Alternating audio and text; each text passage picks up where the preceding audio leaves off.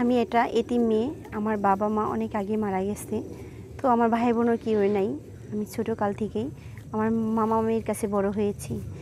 আর বুঝিনি তো নিজের সন্তান আর পরের সন্তানের পার্থক্যটা কী। হয়তো আমার মতো যারা আছেন তারাই আমার কষ্টটা বুঝতে পারবেন, আর যাদের নাকি বাবা মা আছে তারা তাদের কষ্ট বুঝতে পারবেন না।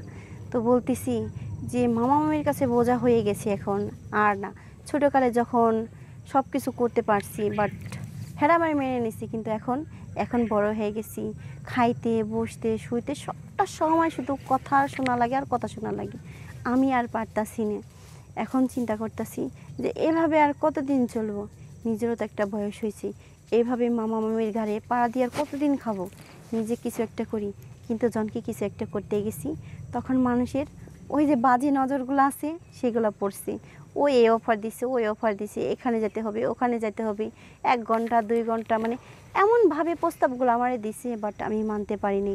এর জন্য এখন আমি বলতেছি যে আমার একজন মনের মানুষ দরকার। সব কিছু জেনে শুনে যে আমাকে বিয়ে করতে চাইবো, আমি তাকে বিয়ে করতে রাজি আছি। নাম কি আপনার? আমার নাম হচ্ছে সুমি। বাড়ি কোথায়? আমার বাড়ি হচ্ছে নারায়ণগঞ্জ। নারায়ণগঞ্জে? হ্যাঁ। এটা কি আপনার নিজের বাড়ি? না, ওখানে আমার নিজের বাড়ি নাই।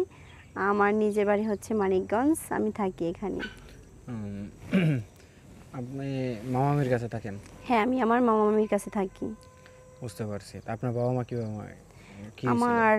আমি, আমার আব্বু, আমার আম্মু 3জন এক জায়গায় ঘুরতে গিয়েছিলাম। তো মনে করেন আসার কালে রোড অ্যাক্সিডেন্টে আমার আব্বু আম্মু মারা গেছে। আল্লাহর রহমতে আমি বাইসে আছি। কিন্তু এখন চিন্তা করতেছি আম্মু যদি তাদের সাথে মারা যেতাম তাহলে অনেক ভালো হতো। কেন? শুনেন, যার নাকি এই পৃথিবীতে আব্বু আম্মু দুজনের একজনও না থাকে, সাথে যদি একটা ভাই বোনও থাকতো তাহলে মনটাকে একটু বুঝ দিতাম। যার নাকি দুনিয়া আপন বলতে কেউই নাই, সেই মেয়েটি আর ছেলেটিরা বোঝে যে তাদের জীবনে কত বড় কষ্টকর। তারা না পারে নিজের মতো চলতে, না পারে কিছু করতে, শুধু মানুষের লাত্তিকতা লাঞ্ছনা খেয়ে বড় হতে হয়। আর আমার ক্ষেত্রে সেমনটা হয়েছে। ছোটোকাল থেকে মামামের কাছে মানুষ হয়েছি।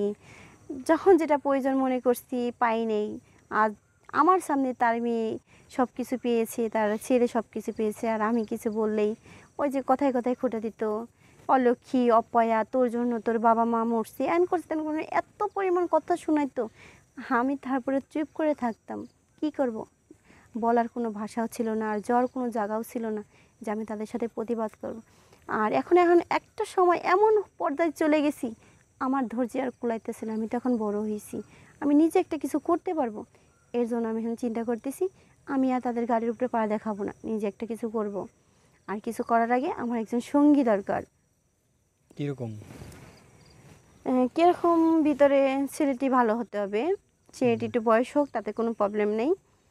যেমন মনে করেন 25 থেকে 30 হলেও চলবে। 25 থেকে 30 হলেই চলবো? হ্যাঁ। আর লাগবো না? না, আর লাগবে না, এমন ছেলেটি হলেও চলবে। কিন্তু ছেলেটি ভালো হতে হবে, কারণ সে সব কিছু আমার বিষয়ে সব কিছু জানতে হবে। যে আমার এই সমস্যা ছিল, আমার ওই সমস্যা ছিল। আমি যেহেতু এত কষ্ট করে বড় হয়েছি, আমি চাই না আর কারো কাছে কষ্ট পাইতে। সে যদি আমাকে সুখে শান্তিতে রাখে তা এটাই হবে। সে আমার সারা দিন না খায় রাখে, একবার তো খাইতে দিব। সে আমার সব কিছু যাতে বুঝতে পারে, সে আমার চোখের ভাষা বুঝতে পারে, মুখে সব কিছু, মানে ইনফ্যাক্ট যা যা আছে সব কিছু যাতে বুঝতে পারে। বুঝলাম না ভাই, সবাই খালি বালাটি চায়, তাহলে খারাপটি নিব কেডা? শুনেন, ছেলে বেকার হোক তাতে কোনো প্রবলেম নেই। আমি দরকার আমি নিজে পরিশ্রম করব। আমি আমার হাজবেন্ডে বসায় বসায় খাওয়াবো, নিজে পরিশ্রম করে। কিন্তু আমাকে বুঝতে যাতে পারে, কারণ আমি ছোটোকাল থেকে অনেক কষ্ট, অনেক লাঞ্ছনা খেয়ে বড় হয়েছি।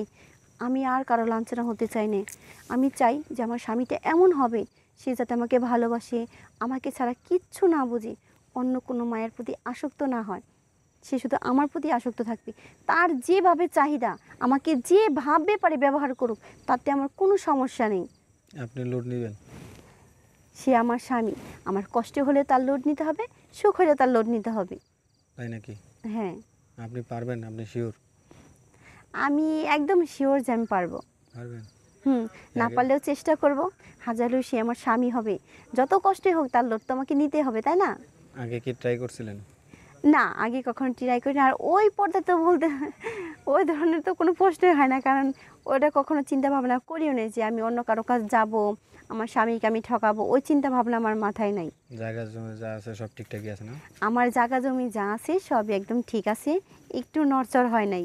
বুঝতে পারছি। আপনার সাথে যোগাযোগ কীভাবে করবে? আমার সাথে যোগাযোগ করতে গেলে আমার শেয়ার অপশনে যেতে হবে, আর আমার শেয়ার অপশনে গেলে ওখানে আমার হোয়াটসঅ্যাপ নাম্বার আছে, ওই হোয়াটসঅ্যাপ নাম্বারে যোগাযোগ করলে